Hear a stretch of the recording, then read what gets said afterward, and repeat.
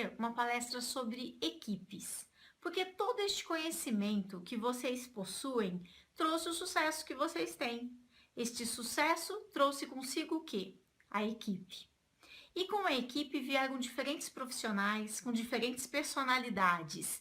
Meu nome é Carmen, eu sou psicóloga, eu fiz mestrado em avaliação de pessoas, eu estudei desenvolvimento de recursos humanos e ainda assim, entendendo bastante da área de psicologia, eu precisei estudar outras áreas. Eu fiz uma pós-graduação na área de controladoria, eu fiz um pós-MBA pela FGV na área de gerenciamento de projetos e depois eu comecei a estudar coach, estudar e praticar. E foi então que eu comecei a formar líderes. E ouvindo líderes como vocês, líderes que muitas vezes não sabem muito bem o que fazer com a sua equipe.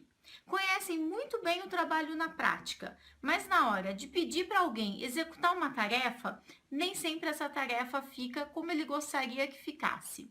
O que acontece? Eu já ouvi sobre insubordinação, eu já ouvi sobre fofocas, eu já ouvi sobre diversas formas que os funcionários encontram para deixar de fazer a tarefa. E de repente, aquele clima que estava maravilhoso vai por água abaixo. Qual é a responsabilidade do líder sobre esta equipe? E eu tenho algo para compartilhar com vocês.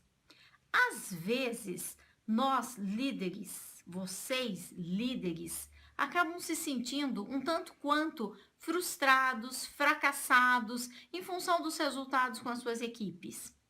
Mas será que essa liderança, ela não deveria ter sido exercida antes mesmo da contratação do funcionário?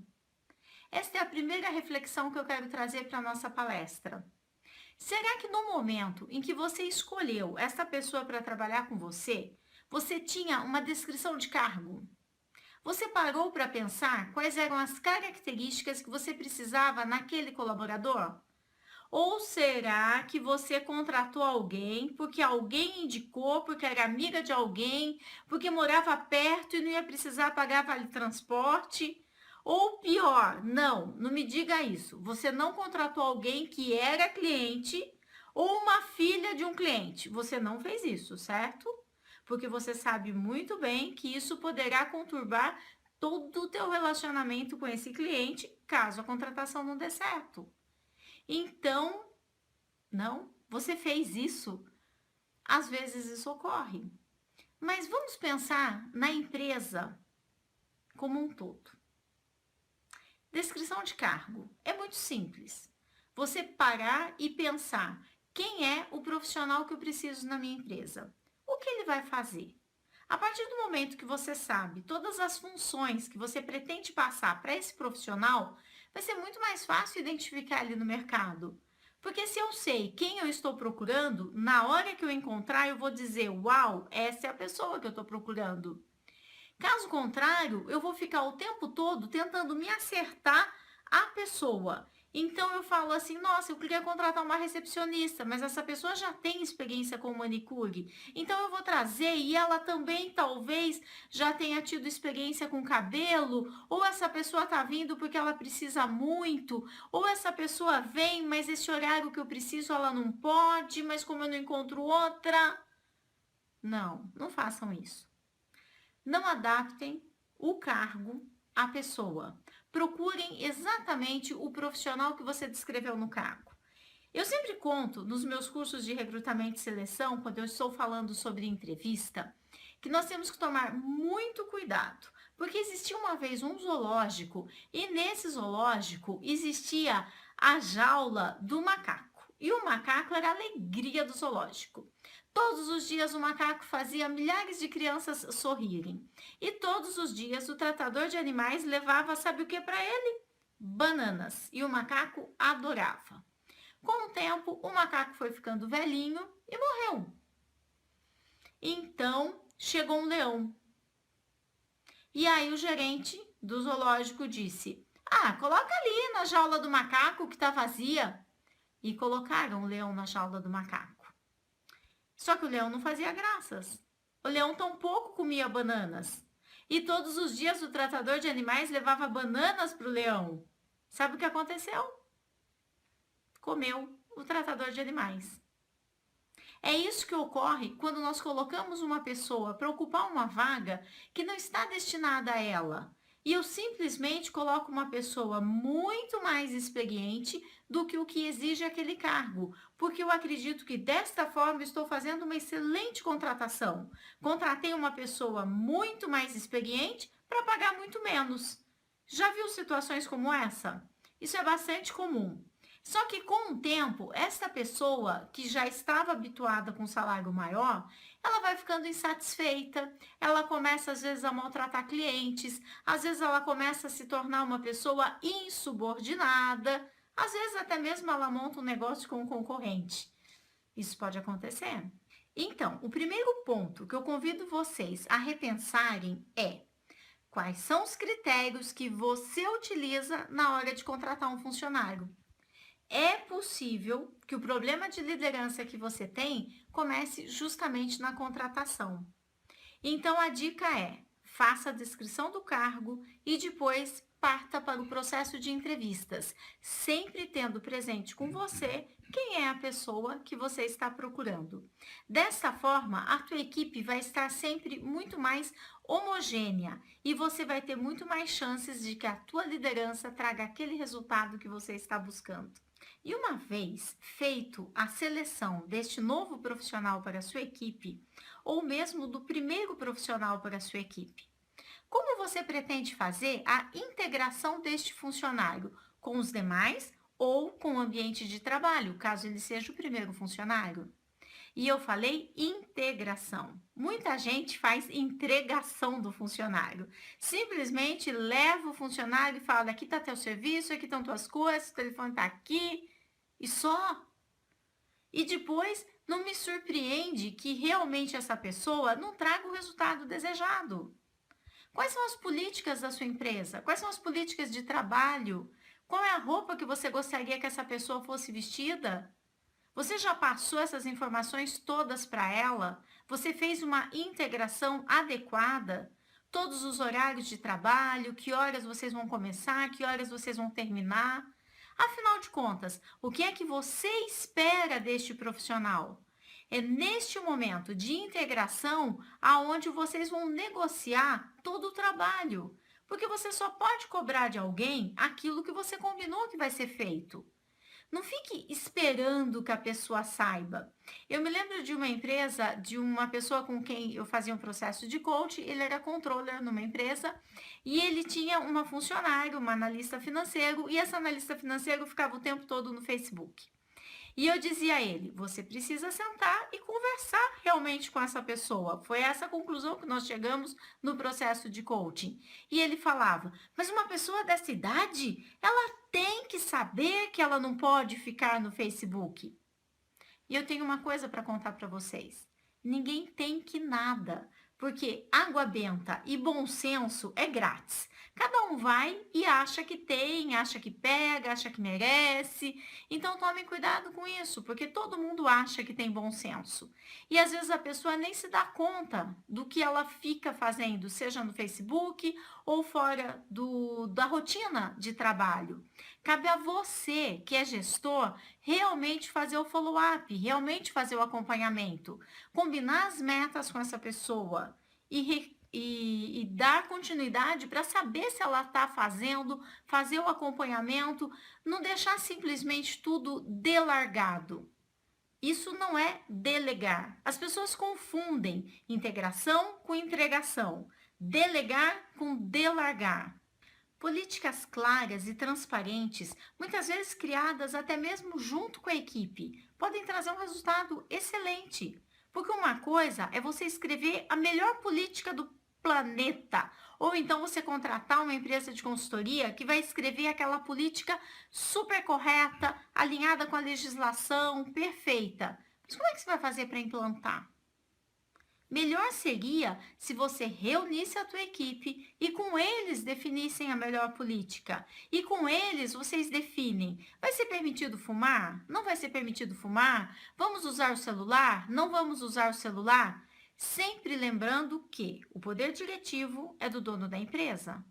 Então, quando eu digo reunir a equipe e construir essa política com ela, também não significa reunir a equipe e deixar que a empresa vá pelas mãos dos funcionários. Não se trata disso. Se trata, sim, de ter uma coerência entre ouvir as melhores ideias e trazê-los para a consequência. É possível que eles digam: ah, ok, nós queremos fumar durante o horário de trabalho. E aí? O que você pode perguntar? Qual é a consequência disso? Quantas vezes as pessoas que fumam saem para fumar? 2, 3? Quantos minutos elas param para fumar? 15 minutos? Quanto tempo isso dá ao longo da semana? E o cheiro de cigarro, o que vamos fazer? E talvez a própria equipe decida que o ideal é que não se fume. Ou talvez a equipe sim decida que o ideal é que se fume, que todos possam ficar muito à vontade. Às vezes até mesmo os proprietários são fumantes. Não se trata de uma apologia ao cigarro, não é disso que eu estou falando. Estou falando sobre implantação de políticas, porque vocês estão lidando com pessoas diferentes.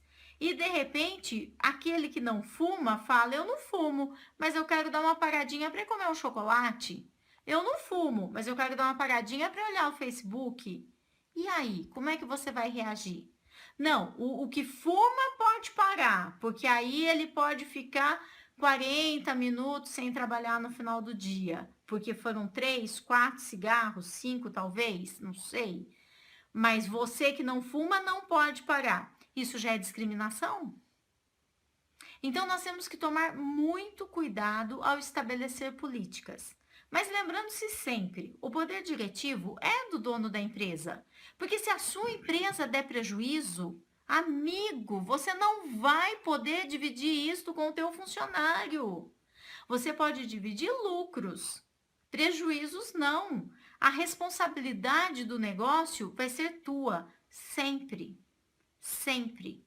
Por isso que as rédeas do negócio também são tuas. Até mesmo a legislação trabalhista ela entende que o poder diretivo é sim do dono da empresa. O gestor tem esse poder. O gestor tem este poder. O dono da empresa tem este poder. Por que eu digo gestor? Porque se você tem um gerente no teu negócio, perante a justiça, ele é considerado o longa-manos, ou seja, se ele maltratar um funcionário ou se esse funcionário resolver processar a sua empresa porque um gerente fez algo erradamente, adivinha quem vai assumir toda a consequência? Exatamente, você que é o dono. Porque esse gestor, ele é considerado o longa-manos, é ele quem fala em nome da empresa. Por isso que é super importante aprendermos também sobre legislação trabalhista. Porque quando houver algum problema, alguma situação a ser tratada juridicamente, vocês terão conhecimento para isso. Porque quando eu digo sobre o poder diretivo, isto está implícito também que este funcionário receberá algumas advertências. Advertências não para puni-lo, advertências para corrigi-lo e para mostrar qual é o caminho que se espera. Porque você descreveu o cargo, fez a seleção, escolheu a pessoa, fez a integração desse profissional. Aí você vai precisar acompanhá-lo. Você tem 90 dias para cuidar do período de experiência dessa pessoa e avaliá-lo. Por isso que uma planilha de Excel ou mesmo uma planilha feita manualmente poderá ser de grande utilidade. Porque lá você vai anotar tudo aquilo que você está buscando deste profissional. E aí na frente você vai anotar o período que você vai usar para treiná-lo. 1 semana, 2, 3, 4. Desta forma, você consegue acompanhar aquilo que ele aprendeu, aquilo que ele ainda precisa aprender e aquilo que ele está se saindo super bem.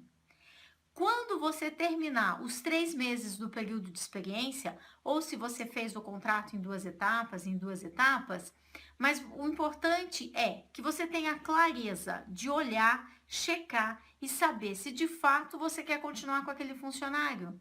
E não simplesmente deixar o tempo passar e de repente o escritório de contabilidade te avisa que você não pode mandá-lo embora sem pagar todas as verbas rescisórias. Sabe por quê? Ai, ai, ai, passou o período de experiência. Aí já foi. E durante todo o período de experiência, quando então você acompanha esse funcionário, foque sempre no comportamento.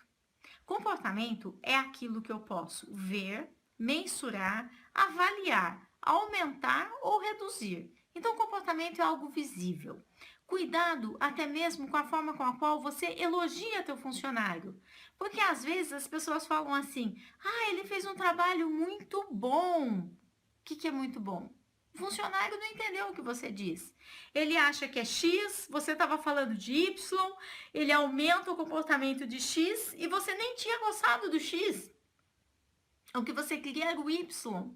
Mas como você não focou no comportamento, já se estabeleceu uma confusão. A mesma coisa quando você vai chamar a atenção de um funcionário. Ah, mas isso tá péssimo. Isso o quê? O que é que você esperava? Por que isso não aconteceu? Então, uma grande dica que eu dou em relação à liderança é: cuidado, porque o líder tradicional, em geral, ele fala, e o funcionário vem, traz um problema e ele resolve, o funcionário traz outro e ele resolve outro problema. Será que esse é o papel do líder? Será que não seria mais interessante? E esta talvez seja a grande sacada que eu tenha para passar para vocês nessa palestra. Será que não seria mais interessante você, líder, em lugar de falar, explicar, fazer perguntas? Isso, fazer perguntas. Extrair as consequências daquilo que teu funcionário está te perguntando. E o teu funcionário te traz uma pergunta e você devolve para ele, extraindo junto com ele quais são as consequências. Mas o que você acredita que possa acontecer se você seguir esse caminho? E depois, qual pode ser a consequência? Talvez você já esteja cansado de saber a resposta. Talvez apareça uma resposta nova e que você vai achar que foi fantástico. Não sabemos o que vai acontecer. Mas quando você fala e dá a resposta, aí é certeza o que vai acontecer. Você está limitando a ação em cima do seu próprio conhecimento. E talvez o teu funcionário que está lá no front atuando consiga ter uma percepção diferente. Mas como você deixou claro aquilo que ele tinha que fazer, ele vai se limitar àquilo. E se você tiver muita sorte, ele ouviu tudo o que você disse. Por que muita sorte? Você já percebeu que quando a pessoa está falando, às vezes a gente se desconecta? Perceba quando eu falo com você. A cada 2 frases, eu já coloco uma pergunta. Porque dessa forma, com as perguntas, eu procuro trazer você para prestar atenção naquilo que eu estou falando. Porque o que vai acontecer se eu simplesmente falar, também você vai se desconectar. Não acredite em mim, experimente. Faça o teste. Quando o teu funcionário vier te perguntar alguma coisa, em lugar de responder, faça outra pergunta e juntos construam um conhecimento e uma ação. Eu tenho certeza que desta forma você vai proporcionar muito mais crescimento e consciência para a sua equipe. E afinal, o que nós queremos não é uma equipe que cresça e que tenha independência e que possa realmente fazer as coisas da forma acertada? Mas se eu sempre der as respostas para eles, o dia que eu não estiver lá, eles vão ficar totalmente perdidos. Eu não quero ter esse vínculo com a minha equipe.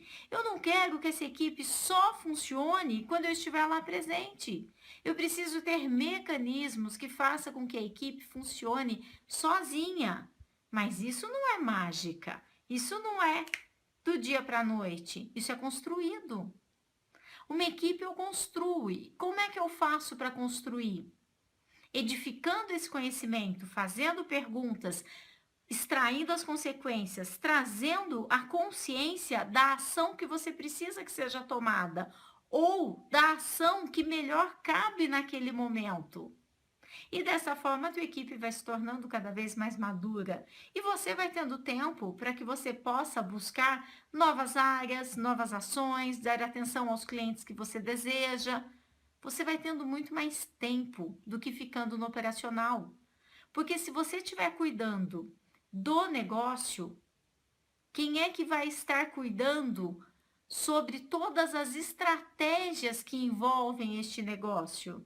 Enquanto você está no operacional, quem está sendo o estrategista? Quem?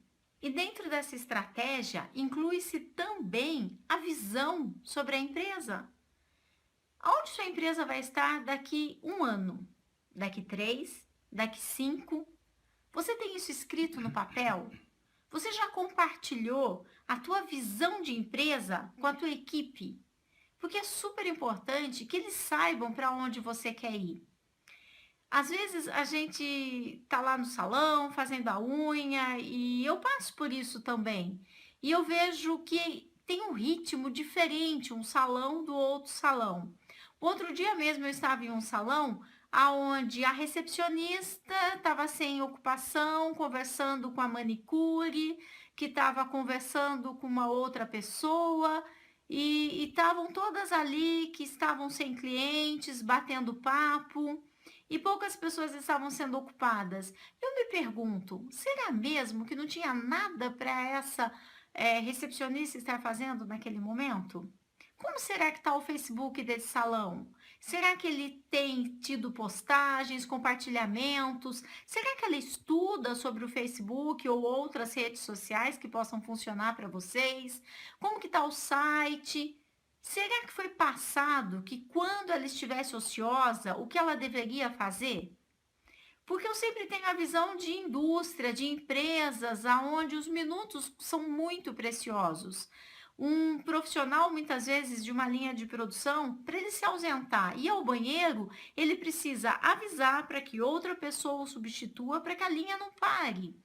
De repente, não precisa talvez ter essa rigidez toda, mas é um choque quando a gente vai para um outro ambiente, quando as pessoas não têm o que fazer, simplesmente elas sentam, bate-papo, bate-papo, bate-papo. E eu sinto um pouco sem rumo, sem vela, sem leme, sem uma mão forte dizendo, olha, o que nós temos para fazer é isto, o caminho é este.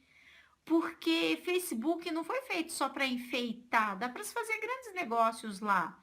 Assim como no Google, assim como no LinkedIn, assim como em muitas outras redes sociais, dá para se colocar ofertas, dá para se colocar promoções, fazer contato com os clientes, colocar fotos. Tem muita coisa que dá para se fazer. E o que mais que tem para se fazer no salão? Como é que está o estoque? Está tudo em ordem? Qual é a responsabilidade que esses profissionais têm sobre as demais áreas? Eles também estão mantendo em ordem a parte do estoque, o equipamento que eles utilizam? Será mesmo que não tinha nada para fazer durante horas e horas? Eu me questiono muito sobre isso. Às vezes, eu acho que o dono do salão, ele gosta tanto da sua profissão, tanto, tanto, que quando você fala que tal estudar um pouquinho sobre a área administrativa, ele já se desespera. Eu me lembro de um cliente que eu atendi em São Paulo, Zona Sul, um salão super renomado. E ele justamente nos chamou porque ele estava desesperado, ele tinha uma equipe super grande e o que aconteceu? Ele tinha uma sócia e a sócia tinha realmente dado um desfalque absurdo no caixa, deixou de pagar os fornecedores e ele não tinha controle de nada porque ele era o cabeleireiro e ela era a administradora. E ele nunca se interessou por nada, a não ser cabelo. E ela deixou de pagar muitos e muitos fornecedores e desapareceu com o dinheiro. Quando nós chegamos em São Paulo, essa pessoa estava em depressão. Pense numa pessoa em depressão. Não saía mais, não viajava, como se o mundo tivesse acabado. Agora, pasmem com o que eu vou contar. Um salão na Zona Sul, o manobrista eles já tinham dispensado. Você não vai acreditar. A maquininha de café tinha uma etiquetinha escrito R$1. A maquininha de café que sempre ficou à disposição na recepção. E na recepção tinha um cartaz escrito com caneta, não aceitamos mais cartão de crédito. E quando nós vamos conversar com ele sobre o que tinha acontecido com o salão, ele falava, imagina aceitar cartão de crédito, você sabe as taxas que eles cobram, assim eu não vou me recuperar nunca. Ele simplesmente estava trocando os pés pelas mãos, por pura falta de conhecimento da equipe, da área administrativa, de algo além do que as tesouras. Nós levamos 2 meses para colocar em ordem todos os controles que ele não tinha. Ele tinha um excelente programa de controles, mas que não recebia manutenção. Ele não sabia o custo de nada dentro do salão. Ele não sabia o custo, consequentemente, também não sabia o lucro. Nós fizemos uma planilha e mostramos para ele o seguinte, que talvez ele não pudesse mais viajar para a Itália 2 vezes por mês, como ele estava fazendo, mas que se durante um período de 8 meses ele viajasse para a Itália apenas 5 vezes, ele já recuperaria todo o dinheiro que a sócia dele tinha desviado. Ele não acreditava naquilo, mas são números, são planilhas, controle de custo e não cortar o café. Você não pode cortar o café de um salão da Zona Azul, Zona Azul não, Zona Sul, da Zona Azul também é melhor não cortar. Mas você não pode cortar o café de um salão da Zona Sul em São Paulo de uma hora para outra. Não é assim que você vai conseguir recuperar o dinheiro que você precisava. Então, tome as rédeas do teu negócio, conheça a área administrativa, conheça a área de custos, conheça sobre legislação trabalhista, aprenda sobre equipes, aprenda sobre como conseguir o melhor resultado com a tua equipe.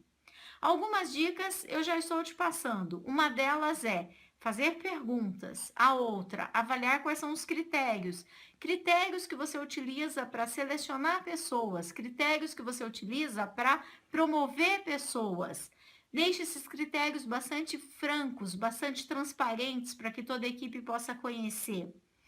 Outra dica que nós passamos aqui agora é foque no comportamento. Cuidado com adjetivos. Adjetivos, sejam eles positivos ou negativos, não significa nada. Somente deixa a pessoa chateada. Falando em deixar a pessoa chateada, outra coisa que eu presenciei um pouco antes de vir para cá gravar essa palestra, eu estava na recepção de um hotel e aí o dono do hotel passou por mim, que estava conversando com uma outra pessoa, diretamente para chamar a atenção do recepcionista e dizer a ele que quando ele vê que o café da máquina acabou, ele tem que avisá-lo. Aí eu me pergunto, será que essa teria sido a melhor forma dele chamar a atenção desse recepcionista? O recepcionista olhou para mim, olhou para outra pessoa, olhou para cima. Ele nem balbuciou, ele só mexeu a cabeça concordando. Mas às vezes a gente se esquece de que existem pessoas em volta, existe um contexto, um cenário, existe uma forma também de como é que nós vamos chamar a atenção dessas pessoas. Isso é treino. Isto é treino. Não é, mas quando eu tenho que falar uma coisa, eu falo. Não é verdade. Mas quando eu fico nervosa, e eu já ouvi isso de muitos clientes. Quando eu fico nervoso, quando eu fico nervosa, nada me segura. Não é verdade. Se você for convidado para um jantar que vai ser televisionado para o mundo todo com o Papa, você vai se comportar. E mesmo que você fique nervosa, você está ao vivo, sendo televisionado para o mundo todo. Você não vai dar um show. Em geral, nós damos um show com as pessoas que a gente sabe que a gente pode dar um show. As pessoas próximas, as pessoas da família, os nossos funcionários. Mas esse show não é nada bonito. E esse show, ele não contribui com a equipe. Às vezes, o recepcionista, ele simplesmente guarda aquilo. E ele vai guardando em camadas. E num determinado momento, quando ele tem uma oportunidade, ele pode simplesmente ir para outro emprego. A relação de emprego é uma relação de duas mãos. É interessante que essa pessoa queira ficar com você e que você queira ficar com essa pessoa, porque assim você estabelece um relacionamento saudável, baseado em transparência. Um relacionamento dentro do qual essa pessoa precisa saber qual seria o seu futuro dentro da organização. Ele pode ser treinado? Para quê? Em que momento? O que você gostaria que ele fizesse quando ele está com o tempo livre? Ele precisa dessas informações. Dedique tempo ao seu negócio, porque o negócio é seu. É seu. Ele precisa de você. Estude mais, observe as reações, Ouça seus funcionários. Por que não começar o dia com uma reunião? Uma reunião simples, 10 minutos. Como é que está o dia de vocês? A nossa meta de hoje é tal. Hoje nós já temos tantos clientes agendados, estamos aguardando mais tanto. Por que não compartilhar? Mas compartilhar de uma forma formal. Vai fazer com que eles deem muito mais importância para a agenda que você está tratando. E é neste momento que você pode colocar a seguinte questão: de que forma nós faremos para nos lembrar de avisar que o pó do café da máquina terminou? Você não precisa dizer para a pessoa: você esqueceu de avisar. Você pode levar essa questão para a reunião, várias cabeças juntas pensam melhor e pode sair uma solução fantástica daí. Experimente. É para isso que você tem uma equipe, para te apoiar e te dar suporte. Você já parou para pensar qual é a missão da sua empresa? Missão é o motivo pelo qual uma empresa nasceu.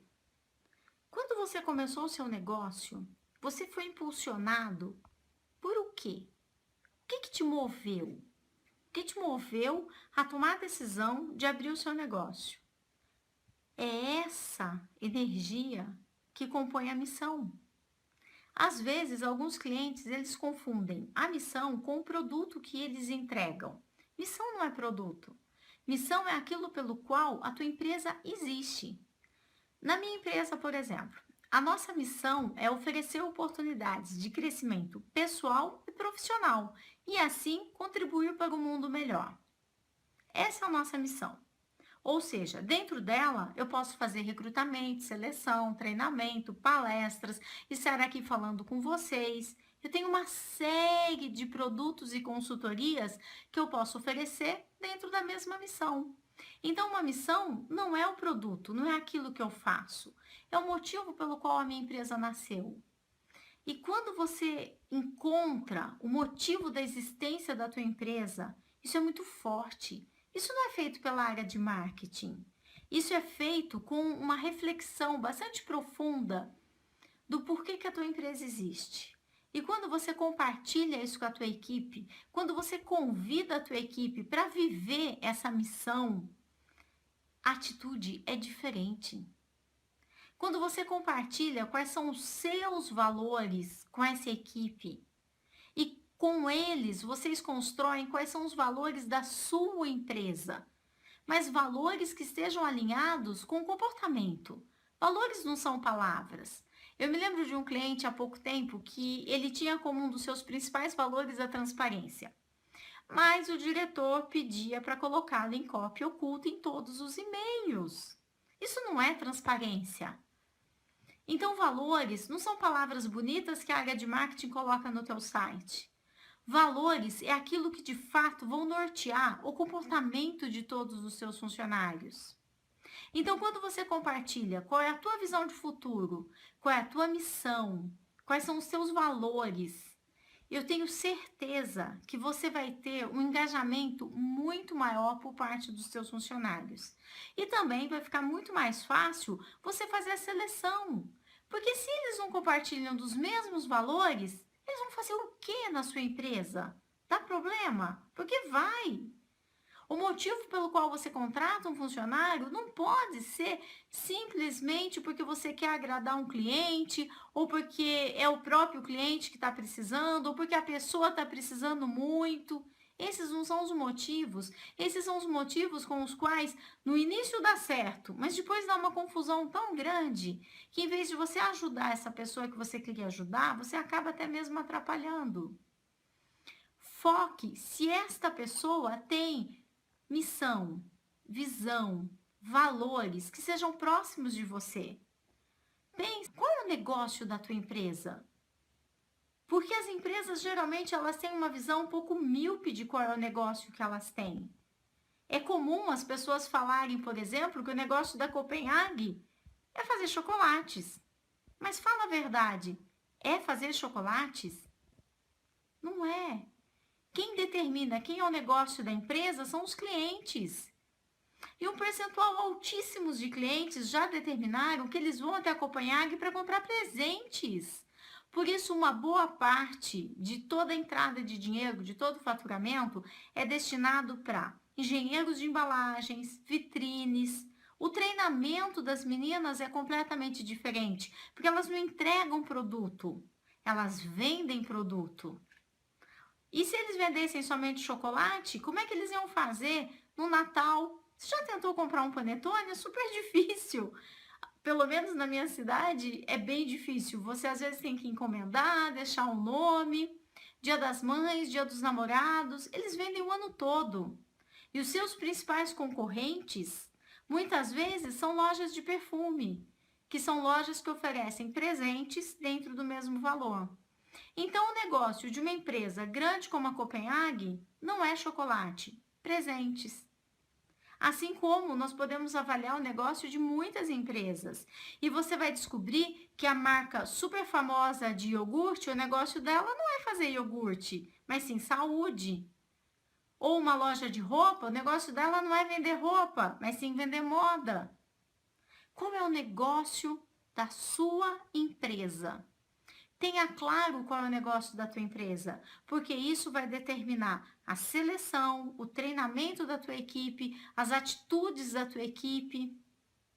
Eu sugiro que você pare um pouco para pensar em tudo isso que nós conversamos e então faça um plano de negócios da tua empresa. Se você não fez isso até agora, tire uma oportunidade e faça. E você vai se dar conta que a tua equipe e a tua liderança vai fluir muito melhor. Essas são algumas das situações que eu gostaria de compartilhar com vocês, alguns cases que eu vivi em algumas empresas e algumas dicas. Mas lembre-se, qual foi o motivo pelo qual você abriu a tua empresa? Essa é a tua missão. Compartilha isso. Isso tem uma energia fantástica. E se você conseguiu todo esse sucesso a ponto de ter uma equipe, você é bom, muito bom. Seja bom em outras áreas também. Eu vou estar torcendo pelo teu sucesso ainda maior. E o que você precisar, eu estou à disposição.